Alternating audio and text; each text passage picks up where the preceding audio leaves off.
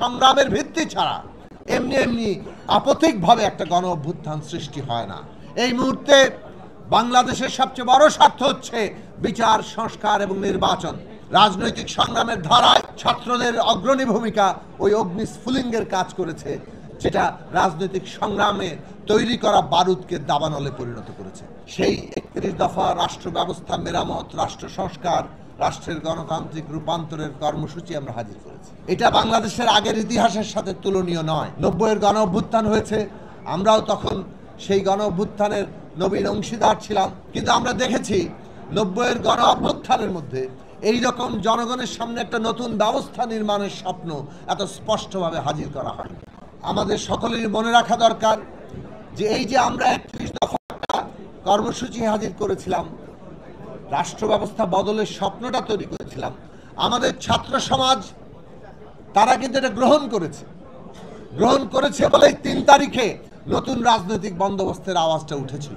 এটা দীর্ঘদিন ধরে সমাজের ভেতরে, রাজনৈতিক সংগ্রামের ভেতরে তৈরি হয়েছে বলেই ছাত্র সমাজ ওইটাকে ওইভাবে আলিঙ্গন করেছেন, উদযাপন করেছেন। কাজে একটা সামাজিক সংগ্রামের ভিত্তি ছাড়া এমনি এমনি আপতিকভাবে একটা গণ অভ্যুত্থান সৃষ্টি হয় না। রাজনৈতিক সংগ্রামের ধারায় ছাত্রদের অগ্রণী ভূমিকা ওই অগ্নিস্ফুলিঙ্গের কাজ করেছে, যেটা রাজনৈতিক সংগ্রামে তৈরি করা বারুদকে দাবানলে পরিণত করেছে। এই ঐতিহাসিক সম্পর্ক আমাদের মনে রাখা দরকার এবং সেইভাবেই আমাদের পারস্পরিক সম্পর্ক, আমাদের মর্যাদা, আমাদের ভালোবাসা, আমাদের একসাথে চলার গতিমুখ, এই সব কিছুর কর্মকৌশল ঠিক করা দরকার। বাংলাদেশ বিষয়ে আমাদের একমত থাকা দরকার। বাংলাদেশ বিষয়ে যদি আমরা একমত থাকতে চাই, এই মুহূর্তে বাংলাদেশের সবচেয়ে বড় স্বার্থ হচ্ছে বিচার, সংস্কার এবং নির্বাচন, এবং এর যে পথরেখা, এই পথরেখাকে সফলভাবে সম্পন্ন করা। কিন্তু আজকে নির্বাচনটা হয়ে গেছে সংস্কার বাস্তবায়ন করার জন্য অত্যন্ত জরুরি একটা বিষয়।